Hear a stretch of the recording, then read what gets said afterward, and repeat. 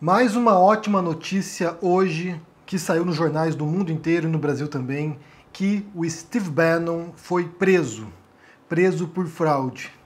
Mas quem é o Steve Bannon e o que isso representa? A gente vai entender isso hoje. Mas antes de entrarmos nesse tópico, eu tenho um recado para dar para vocês, que é uma notícia boa. Eu já tinha mencionado isso anteriormente, mas agora é oficial, que hoje entra na pré-venda o meu romance histórico, O Rei dos Judeus, que foi o resultado de 7 anos de pesquisa histórica sobre a figura de Jesus. O livro vai sair agora em edição impressa pela Cota Editorial. A previsão é que seja lançado em outubro, mas está agora com um ótimo desconto na pré-venda, e isso é importante porque ajuda a editora também a estimar quantos exemplares a gente vai ter que imprimir para mandar para vocês. Então confiram esse livro eu tenho muito orgulho dele. Foi o segundo livro que eu escrevi e publiquei. E agora ele vai sair nessa edição que está muito bonita, a capa está lindíssima. E eu volto para falar mais sobre esse livro com vocês aqui, sobre o romance histórico, porque também é bom explorar esse tema, né? Talvez esse seja o livro mais lido que eu já publiquei, o mais vendido também, e agora sai nessa nova edição. Se você estiver ansioso para conhecer um trabalho literário e não quiser esperar tanto tempo assim até receber esse livro em outubro, confira também Um Cego em Buenos Aires, que também foi lançado pela Cota Editorial ano passado. É um livro do qual eu mergulho bastante também, em termos de conteúdo, é um romance filosófico, nihilista, e também na Cota Editorial você tem o meu livro sobre o Bolsonaro, que está vendendo bastante. Então, avançando para o tópico desse vídeo, a prisão do Steve Bannon. Quem é o Steve Bannon? Então, para começar, eu quero mostrar aqui um print de uma fala do Olavo de Carvalho com uma foto dele, né? Então ele diz o seguinte aqui, isso é uma publicação dele no Facebook e que ele publicou também no Twitter no dia 15 de abril de 2019. Diz o Olavo de Carvalho o seguinte: dúvida cruel. O Steve Bannon e o Wolfgang Smith me acham um gênio, mas o Caio Blinder e o Bucetalho, que sou eu, né, segundo o Olavo de Carvalho, me acham um charlatão. O Wolfgang Smith é um sujeito que, até onde eu saiba aqui, eu dei uma olhada no trabalho dele lá, é um geocentrista, né, um sujeito que acha que a Terra é o centro do universo. E o Olavo de Carvalho, como um bom astrólogo, ele pende para esse lado, né, talvez seja mesmo o centro do universo. E o Steve Bannon é esse sujeito agora que foi preso hoje. Além dessa foto dele com o Steve Bannon em Washington, que ele se encontrou com o Steve Bannon, e o Steve Bannon queria publicar as obras do Olavo de Carvalho nos Estados Unidos, segundo o Steve Bannon, é um grande intelectual e que merecia ser publicado para propagar as ideias conspiratórias do Olavo de Carvalho para os americanos também. E essa outra foto que eu vou mostrar para vocês também é uma foto do Felipe G. Martins, é uma pessoa muito próxima do Olavo de Carvalho, é um dos discípulos mais brilhantes, entre aspas, do Olavo de Carvalho aqui, dá curso sobre o Olavo de Carvalho. Tem uma foto dele com o Steve Bannon. O Felipe G. Martins trabalha no governo Bolsonaro e ele diz o seguinte: uma das coisas mais divertidas que fiz nessa viagem para os Estados Unidos foi ir ao jantar de aniversário do Steve Bannon, onde pude conversar com grandes nomes do movimento conservador americano. As conversas foram tão boas que tivemos um segundo jantar ontem em Nova York. Let's Start a Movement. Essa publicação é do dia 29 de novembro de 2018. Então você percebe que esse Steve Bannon, esse sujeito, tem relações com o Olavo de Carvalho, né, uma pessoa próxima, tem relações com o governo Bolsonaro, tem uma foto do Steve Bannon junto com o Eduardo Bolsonaro também, ou seja, possivelmente, então a gente saiba, houve uma troca de figurinhas ali entre o Steve Bannon. Quem é o Steve Bannon? O Bannon é um sujeito com uma longa trajetória, trabalhou em Hollywood, foi produtor de filmes em Hollywood, trabalhou no mercado financeiro, trabalhou numa empresa de dados, né, vinculada à Cambridge Analytica, foi um dos criadores, foi um dos financiadores da Cambridge Analytica que, como a gente sabe, foi uma empresa responsável por captar dados das pessoas no Reino Unido para influenciar no Brexit, na saída do Reino Unido da União Europeia. Depois ele se torna meio que um cérebro de um movimento global, aquilo que tem se chamado de internacional populista, ou The Movement, como disse aqui o Felipe G. Martins, e ele foi também o estrategista-chefe da campanha eleitoral do Trump. Quando você lê o livro, por exemplo, do Bob Woodward, o livro chamado Fear, que seria em português Medo, no qual o Bob Woodward relata o primeiro ano do governo Trump, você vê ali tanto a campanha eleitoral, a influência do Bannon, tanto a influência dele durante os primeiros meses do governo Trump. Só para se pensar, por exemplo, a estratégia de comunicação do Trump, ela é essencialmente um produto do Steve Bannon. É um sujeito que, segundo Bob Woodward, nesse livro, teve que resumir a campanha do Trump a 3 pilares.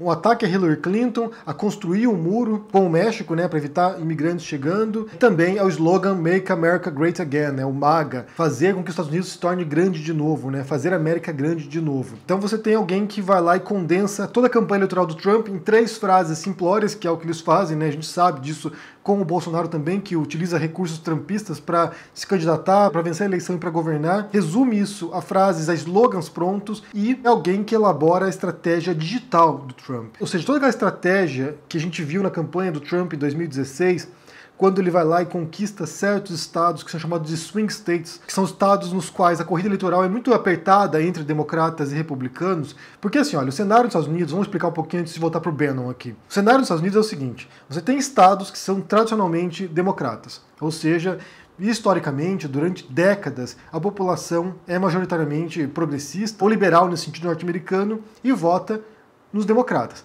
Por exemplo, a gente pode pensar que a Califórnia, a gente pode pensar, por exemplo, o estado de Nova York, tem alguns estados particulares que são bastante progressistas. E, por outro lado, você tem estados que são historicamente republicanos, ou seja, estados com uma população que tende a votar em candidatos conservadores. O Texas, por exemplo, é um desses casos. E, por outro lado, você tem estados que oscilam. Às vezes votam em democratas, às vezes votam em republicanos, chamados swing states.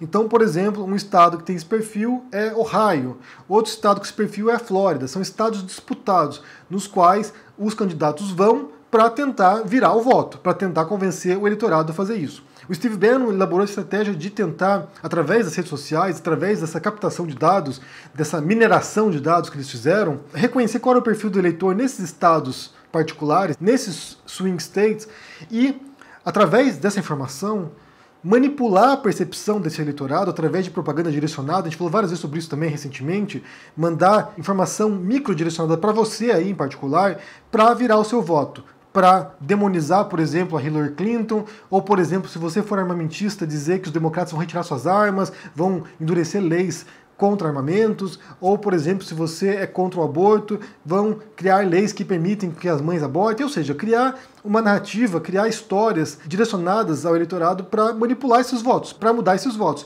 E eles conseguiram fazer isso de maneira muito eficaz. A estratégia do Steve Bannon, a gente pode dizer que, em grande parte, foi responsável pela vitória do Trump nesse sentido, porque em alguns estados, por uma pequena margem de votos, de fato, pequena margem de votos, o Trump ganhou da Hillary Clinton. E ganhou não exatamente no voto popular, porque nos Estados Unidos tem um outro sistema eleitoral que não é a maioria dos votos, como é no Brasil, tanto que a Hillary Clinton obteve mais votos, 3 milhões a mais de votos do que o Trump, mas tem o esquema de colegiado eleitoral. Então certos estados têm esses delegados, chamados delegados, que são eles que determinam a eleição. Então cada estado tem um número X de delegados e eles votam junto com a maioria daquele estado em particular. Você pode ter um estado menos populoso, muitas vezes, que tem uma maioria de votos para certo candidato de certo partido, e os delegados todos daquele estado vão para aquele candidato que venceu no voto popular. Então isso fez com que muitos estados desses swing states votassem para o Trump e levassem a vitória para o Trump.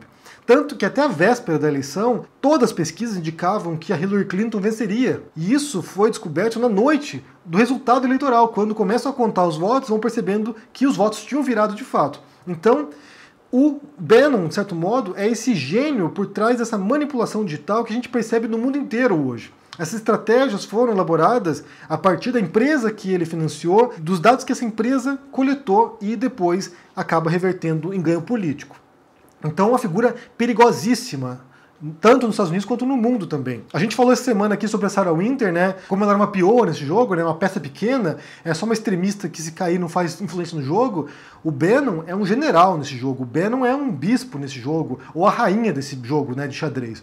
Então ele é uma peça importantíssima, e a queda dele agora, essa prisão dele hoje, por causa de fraude, a gente vai analisar um pouquinho mais adiante isso também, muda bastante o cenário internacional. Vou te apresentar aqui uma reportagem do The Guardian, muito interessante mesmo, uma reportagem do final de 2018, mostrando esse tal The Movement, como diz ali o Felipe G. Martins, conhecido no Brasil como Sorocabanon, que seria o Bannon brasileiro. Que esse The Movement era esse movimento, né, essa internacional populista, pensada, planejada pelo Steve Bannon, para estimular e para favorecer partidos extremistas de direita pelo mundo, incluindo Brasil, na figura do Bolsonaro, mas incluindo também países europeus. Então, nesse documentáriozinho feito pelo The Guardian, que é quase meia hora de documentário, o que a gente vê aqui é a viagem, né, esse tour do Steve Bannon pela Europa para tentar se alinhar ou convencer extremistas de direita a fazerem parte dessa internacional populista. E um livro que menciona isso também, e é importante vocês lerem também, se interessarem pelo assunto, é Os Engenheiros do Caos, do Giuliano da Empoli, que é um livro no qual ele conta justamente essa história desses movimentos populistas de extrema-direita pelo mundo. Então o Bannon vai para a Europa, se aproxima de certos partidos ou certos candidatos, certos políticos de extrema-direita,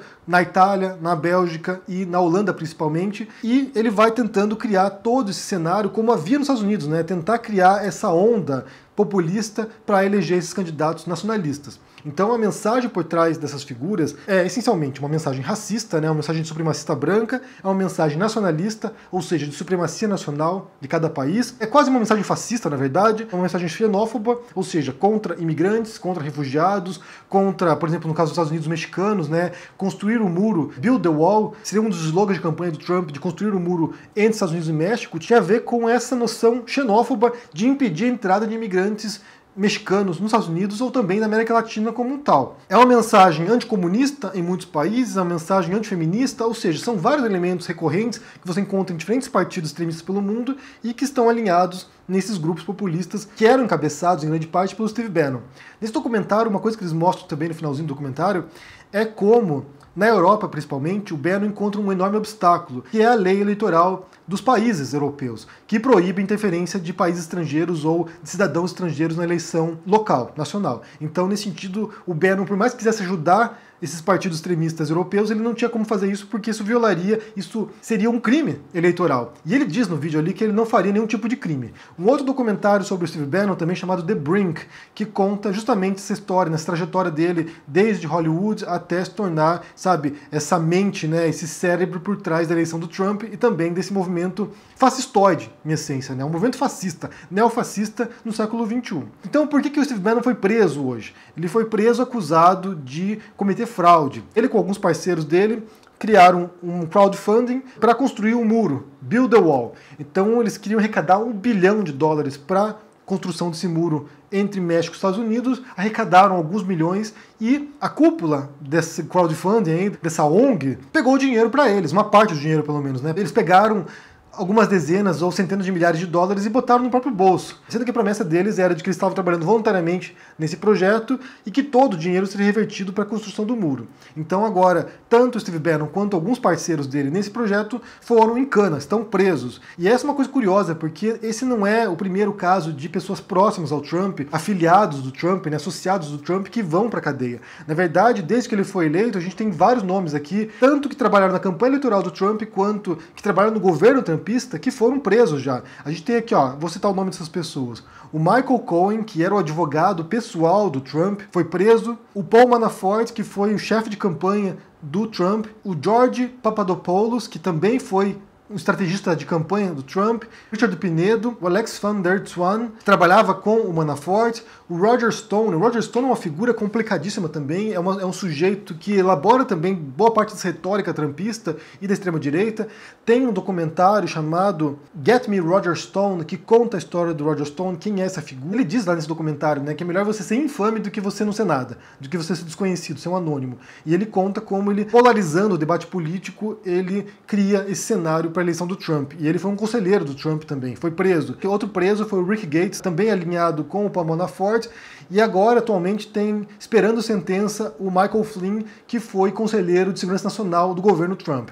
Então você tem várias figuras alinhadas ao Trump que foram presas posteriormente e dizem que o próprio Trump pode estar enrolado aí em questão fiscal, em questão de dinheiro, em algum tipo de fraude, só que ele só vai poder ser indiciado criminalmente, caso haja de fato materialidade para isso, depois que ele deixar a presidência, que ele não pode ser condenado agora por crimes anteriores à presidência, durante a presidência. Então, pode ser que, se por acaso o Trump não ganha a eleição esse ano, não se reeleja, que o próprio Trump também vai parar atrás das grades. O que vai ser, além do balde de água fria de perder a eleição, e isso vai certamente fragilizar a posição do Bolsonaro no Brasil, que se alinhou, sabe, cegamente ao Trump. Você tem lá, sabe, Eduardo Bolsonaro com um bonezinho do MAGA, né, Make America Great Again. Você tem toda essa turma alinhada ao Bolsonaro, o Olavo de Carvalho alinhado ao Bolsonaro. Todas essas figuras que estão alinhadas a essa agenda populista de extrema-direita, que vai ser um balde de água fria, e se o Trump for preso, então piorou, né? Porque daí vai desabar o castelinho de cartas dessas pessoas aqui, e, como diz o Olavo de Carvalho aqui, né, me atacando, dúvida cruel. O Steve Bannon e o Wolfgang Smith me acham um gênio,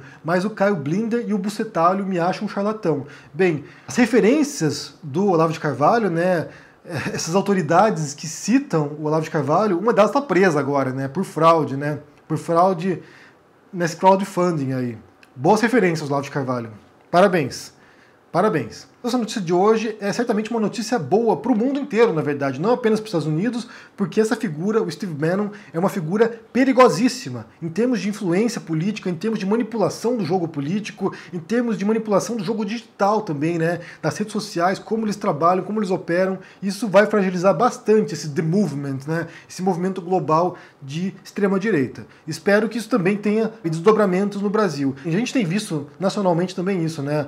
A prisão de Sarah Winter, agora o Alan Santos fugido do Brasil, a prisão do Oswaldo Eustáquio, ou seja, pode ser que a gente veja muitas cabeças também desse movimento no Brasil despencando no meio do caminho. E o que vocês pensam sobre esse assunto aqui, sobre a prisão do Steve Bannon, se vocês estão acompanhando, se vocês têm alguma novidade em relação a isso, deixe aqui embaixo no comentário, deixe o joinha, assine o canal, torne-se membro aqui do canal também para dar um apoio aqui, confira o meu livro sobre Bolsonaro, no qual eu menciono o Steve Bannon também, o Olavo de Carvalho e todo esse movimento populista internacional. É muito importante para compreender esse cenário, porque o Brasil não está isolado nisso, faz parte de algo internacional. Confira também meu livro na pré-venda agora, O Rei dos Judeus, sobre o Jesus histórico. É um livro do qual tenho muito orgulho e vai ser muito legal ver esse livro impresso chegando na casa de vocês também em breve. Então, deixa um comentário e até mais. Tchau!